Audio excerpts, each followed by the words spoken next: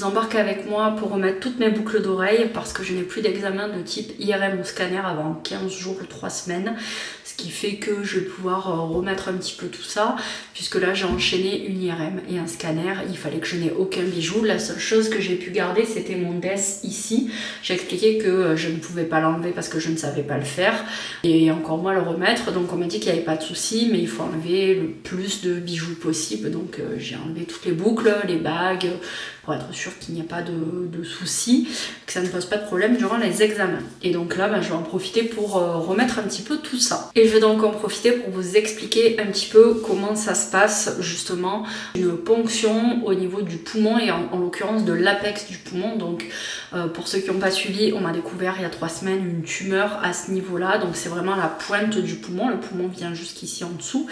Et donc pour savoir exactement quel type de tumeur c'est, il faut faire une ponction, un prélèvement d'une petite partie de la tumeur pour pouvoir l'amener en analyse. Et pour ça, c'est une intervention donc, qui se fait en ambulatoire, c'est-à-dire qu'on rentre le matin et on ressort le soir, on ne dort pas à l'hôpital. Et en l'occurrence, pour moi, ça s'est fait sous anesthésie locale. Donc j'étais totalement consciente durant l'examen. Voilà, ça ne nécessitait pas du tout une anesthésie générale, c'est vraiment quelque chose qui a été assez facile, pas particulièrement douloureux, bien que ce soit un examen qui soit quand même invasif, pour lequel il peut y avoir des risques, notamment de décollement de la plèvre ou d'embolie, me semble-t-il, parce que il y a quand même le risque que de l'air pénètre entre la plèvre et le poumon et donc crée des conséquences en fait. Donc il y a une surveillance suite à l'intervention. Et on a aussi pour consigne de ne pas bouger, donc de rester sur le dos pendant 6 heures suite à ça. C'est pour ça que je suis restée à l'hôpital toute la journée. Donc de 9h30 où je suis sortie de la salle de prélèvement jusqu'à 15h. J'ai dû rester allongée sur le dos, puis donc aller faire pipi, etc. Si j'avais eu envie, j'aurais pu demander d'être sondée ou d'avoir un bassin, mais c'était pas le cas. Mais voilà, pour dire à quel point on ne peut pas bouger, on ne peut pas s'asseoir. Suite à ça, on va faire, avant de partir, une radio de contrôle des poumons pour s'assurer que voilà, il n'y a rien qui se soit déclaré entre temps. Et donc, j'avais rendez-vous à 7h à l'hôpital et je devais être à jeun à partir de 6h jusqu'à 15h que je passe la radio. Je n'avais pas le droit ni de boire ni de manger parce qu'au cas où il y ait une complication, eh bien ça nécessitait certainement que j'ai l'estomac vide ou je ne sais quoi, puisque notamment au moment de la radio, pour s'assurer qu'il n'y ait pas eu de complications suite aux 6 heures d'attente, j'imagine que si on a des trucs dans l'estomac, ça fausse peut-être un peu les résultats. Donc voilà. Bref, on va passer donc au vif du sujet. Comment se passe exactement une ponction au niveau de l'apex ? Alors, je digresse, mais j'ai une aiguille spéciale piercing. En fait, c'est pas vraiment une aiguille, c'est une pointe qui permet de passer à travers les trous pour pouvoir les déboucher ou retrouver un chemin. Donc là, ça me permet de bien nettoyer le trou dans lequel je veux passer avec mon piercing, que j'ai bien entendu préalablement nettoyer. Ah, il est chiant celui-là. Bon, je le mettrai après parce que j'y arrive pas et ça m'agace. Je nettoie et désinfecte tous les endroits où je vais avoir des boucles. Un petit papillon. Il faut que j'arrive à passer celui-là pour pouvoir mettre l'autre en dessous. Ah, l'aiguille, j'y arrive de suite. Il a fallu que j'aille demander de l'aide à mon cher étendre parce que je n'y arrivais pas et finalement là j'ai 2 trous en haut du cartilage, donc dans un ça passe pas, il me faut plutôt une tige du style boucle d'oreille en fait, très très fine. La tige du piercing elle rentre pas, enfin elle rentre en force mais bon bref il a pas voulu forcer.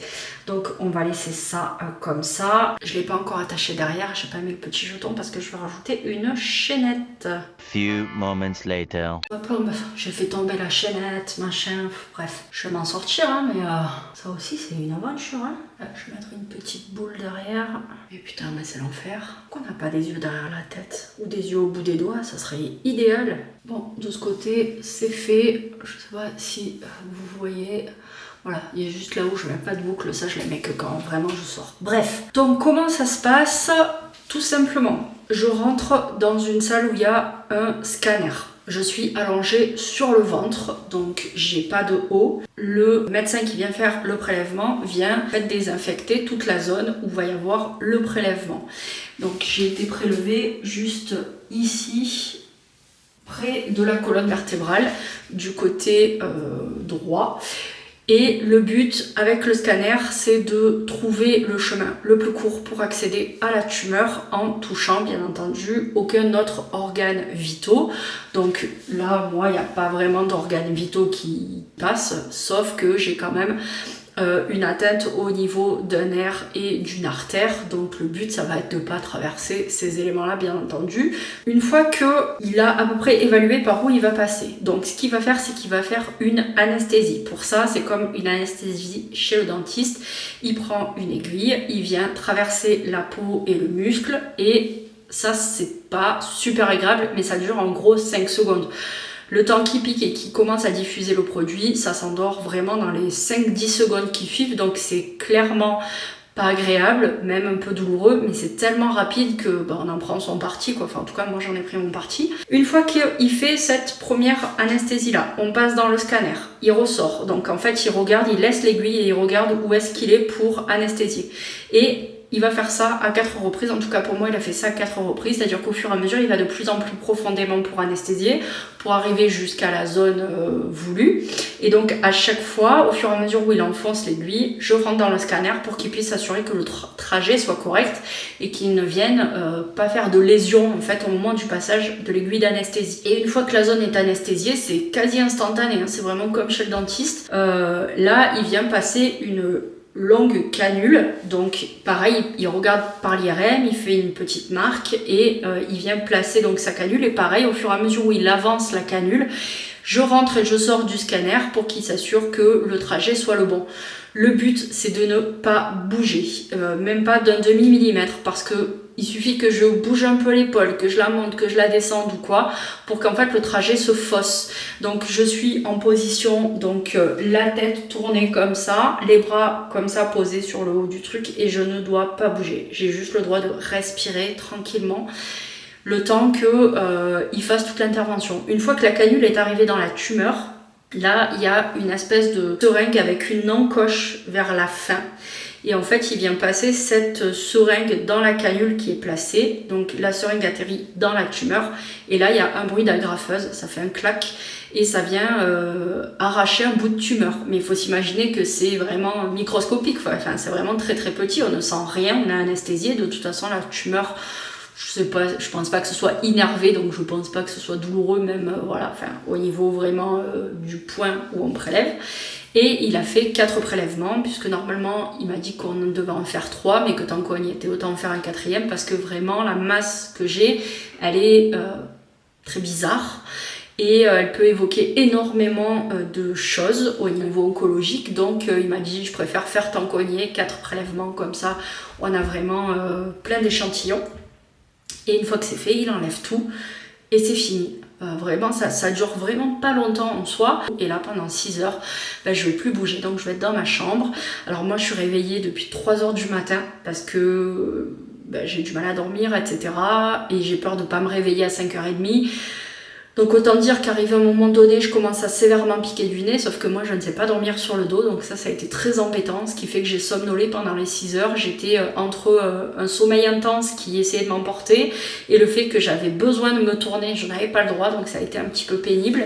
Et à 15h, un brancardier est venu me chercher, il m'a amené à la radio, donc pour ça on m'a fait asseoir sur un fauteuil roulant. Il m'a amené jusqu'à la radio, là prise de radio thoracique, ça dure 1 seconde, sans déconner, tu te lèves, tu te mets contre la plaque, la personne elle prend la radio, c'est fini quoi. Et le médecin est venu me voir pour me dire que l'examen de la radio qu'il venait de faire était parfait, il n'y avait pas de souci, moi j'ai pas eu de complications durant les 6 heures, aucune douleur au réveil de la zone, vraiment aucune douleur. Le seul truc c'est qu'aujourd'hui je suis courbaturée du dos. Je pense qu'il y a 2 raisons. La première c'est que j'ai dû passer 6 heures allongée sur le dos et c'est pas forcément une position super naturelle pour moi. Je suis cambrée donc j'ai passé 6 heures avec mes muscles du dos dans une position qui n'est pas une position habituelle pour moi, je répète. Et deuxième chose, c'est qu'au moment de l'examen, j'ai quand même été très tendue parce qu'on ne sait pas vraiment ce qui se passe, on ne peut pas voir parce qu'on est ventre contre la surface, j'ai la tête tournée, en plus j'ai pris le parti de tourner ma tête vers la gauche, ce qui fait que je voyais un mur, alors que si j'avais tourné ma tête vers la droite, j'aurais vu le médecin, j'aurais vu l'intervention plus ou moins, ce qui fait que bref, Voilà, j'étais tournée, les bras comme ça, et là j'ai mal à l'épaule. En fait, ça me fait plutôt comme une sensation de courbature, mais toujours pareil, pas au point de prendre ne serait-ce même qu'un Doliprane. Voilà, c'est juste cette sensation d'avoir été tendue vraiment. Et en plus, dans le scanner, je me rendais compte à un moment donné que j'étais ultra tendue et je me disais, mais faut que tu te détendes, ça va, t'as pas mal, tout va bien. Mais je pouvais pas forcément me détendre parce que les cotes, les cotes en termes de mesure avaient été prises d'une certaine façon et que si je me détendais, je risquais d'affaisser et de fausser le trajet, quoi. Donc voilà, c'est plus ça qui est, on va dire, gênant. Après, c'est, on va dire, les douleurs musculaires du fait d'avoir été tendu, on va dire, de stress, de ne pas savoir ce qui allait se passer et de la position qui a été imposée pendant les 6 heures qui ont suivi. Mais sinon, vraiment, au réveil et tout ça, on ne sent rien du tout. C'est, j'ai pas envie de dire un examen de routine parce que c'est pas le cas, mais franchement, il n'y a pas de mouron à se faire. C'est pas plus douloureux qu'une piqûre dans la gencive chez le dentiste au départ et après, je veux dire, on sent rien, on entend juste le bruit du truc pour prélever, donc c'est vraiment...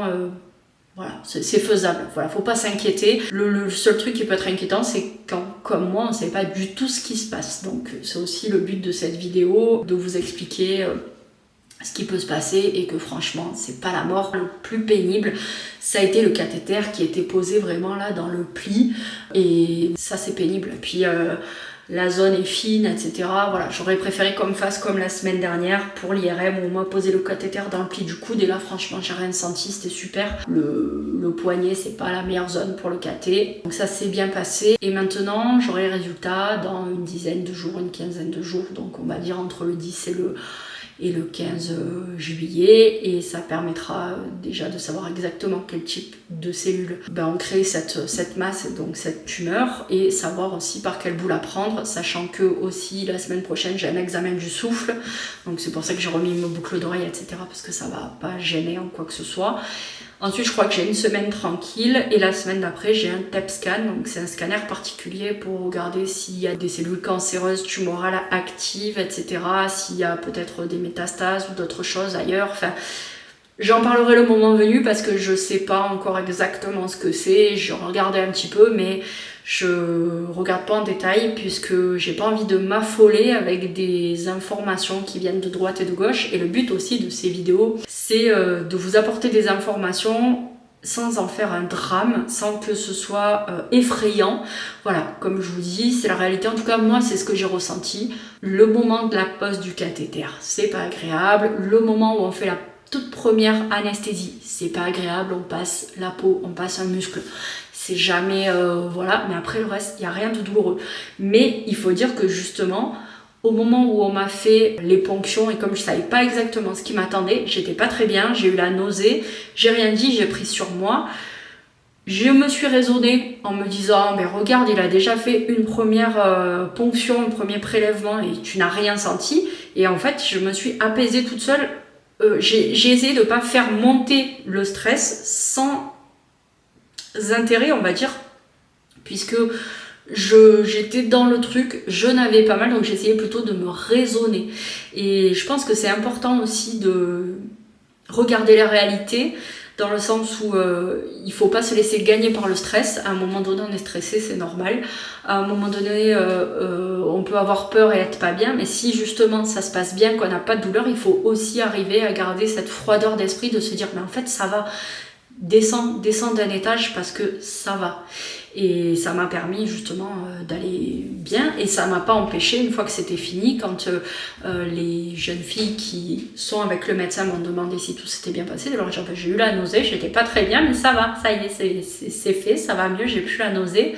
Donc voilà, et le truc c'est de pas céder à l'inquiétude, de se dire oula, j'ai la nausée, pourquoi? Est-ce qu'il a touché quelque chose qu'il faut pas? Est-ce que... Non, en fait c'est juste le stress. Ça, c'est tout un travail à faire sur soi, c'est toute une connaissance aussi de soi à avoir, c'est tout un état d'esprit, de ne pas se laisser gagner trop par la peur. Je veux dire, la peur, elle est salvatrice, elle est salutaire pour les mammifères, pour les animaux en général, parce qu'elle permet justement de fuir un danger, de faire monter de l'adrénaline, de fuir un danger.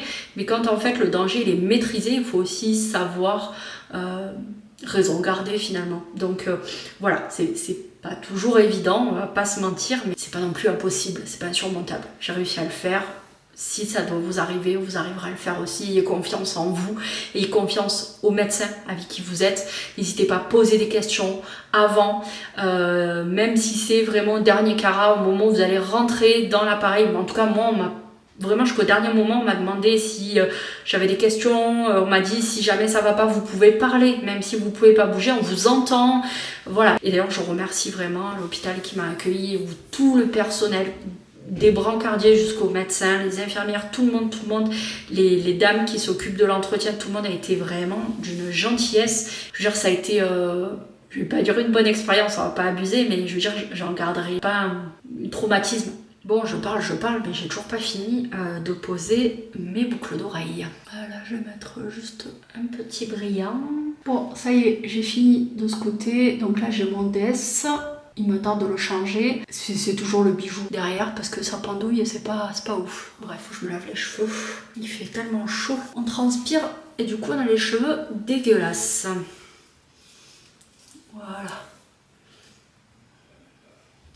Bref. Voilà. Et les piercings qui sont mis. Voilà. Bon, ben, la suite au prochain épisode, hein, les amis. Allez, bisous, à plus.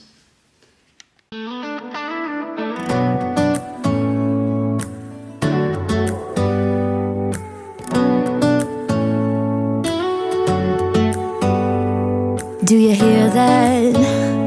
My sanity about to break while everyone I know's out.